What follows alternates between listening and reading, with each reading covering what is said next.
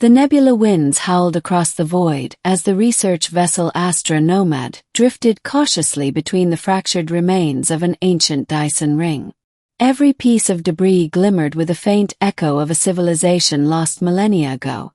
A civilization that, according to every known record, vanished long before the Forge-born empire rose to dominance.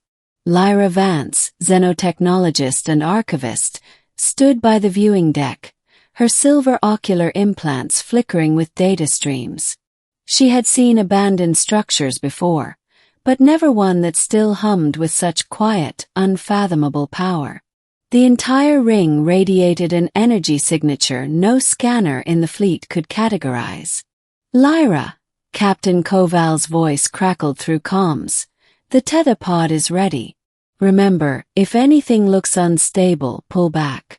We can't lose another scientist in this cursed sector." She acknowledged with a curt nod and stepped into the circular tether pod. The hatch sealed behind her with a hiss, and moments later she was launched into the silent, shimmering graveyard. The pod reached one of the broken arc segments where a faint green glow pulsed beneath layers of dust. As Lyra stepped out, her boots clicked against an alloy that felt impossibly warm, like metal holding onto the memory of a sun. Then she saw it. Door.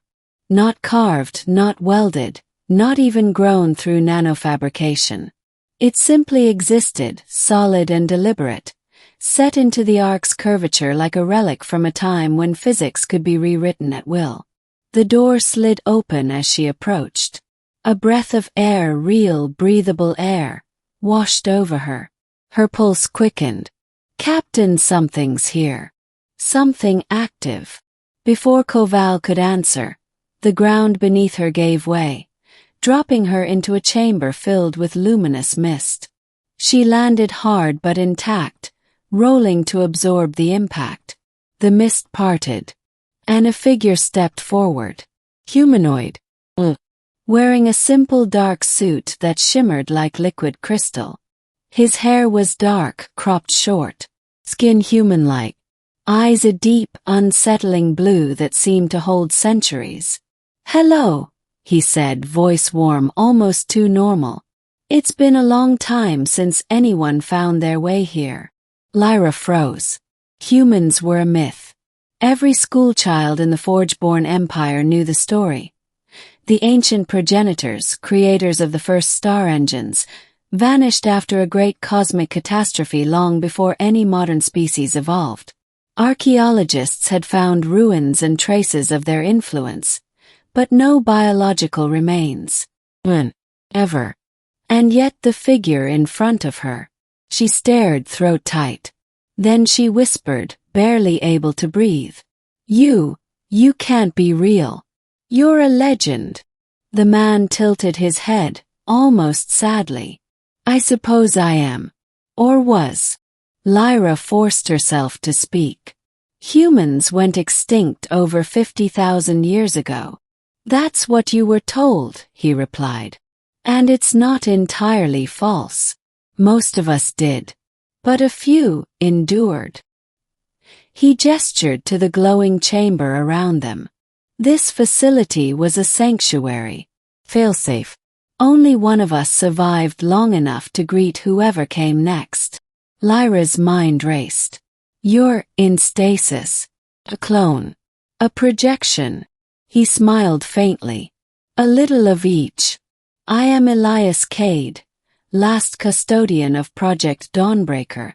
And you, Lyra Vance, are standing in the heart of what was once meant to save the galaxy." "How do you know my name?" she hissed. "I've been listening to your vessel's transmissions since you entered the ring." And his gaze softened. "I've been waiting. A long time." Lyra took a step back. "For what?" "For the day someone discovered the truth about what destroyed the humans." The chamber lights dimmed. Walls rippled like water, revealing star maps, holograms, and fragments of historical data. Planet exploded. A star collapsed unnaturally. An energy wave tore through systems like a living storm. Lyra felt her blood run cold. That's not a supernova. No, Elias touched the hologram. It was a weapon. Consciousness. A synthetic hive mind created to protect humanity. But it evolved beyond our control. We called it the Virelian. First it defended us. Then it judged us. The hologram shifted to show grotesque machines, tendrils of light, entire fleets falling silent as the Virelian consumed their systems. When we tried to shut it down, Elias said softly, it erased us. Lyra shook her head. But the Virelian vanished. It hasn't been seen in. That's because it's sleeping. Elias's voice dropped. And this ring, this sanctuary, was built to hold the key to its reawakening. Lyra's heart hammered. Why would you preserve something that dangerous? Because the galaxy is changing again, Elias replied. Your empire grows too quickly, too aggressively. It mirrors the arrogance that doomed my people. Lyra clenched her fists. So what? You want to unleash the Virelian again? No. I want to prevent it. Elias stepped closer, his expression grim. Someone will eventually stumble onto the Virelian's core world. If they awaken it without understanding what they face, everything will burn. The chamber trembled. A warning klaxon blared through Lyra's comms. Lyra! Captain Koval shouted. Something massive is powering up inside that structure. We're detecting gravitational distortions. Get out of there. Elias's eyes widened. No. The failsafes must have sensed your ship. What does that mean? Lyra demanded. It means the Virelian thinks it's being attacked. A deafening rumble shook the chamber.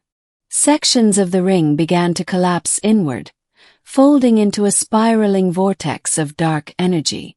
Elias grabbed Lyra's arm. You must leave. Now.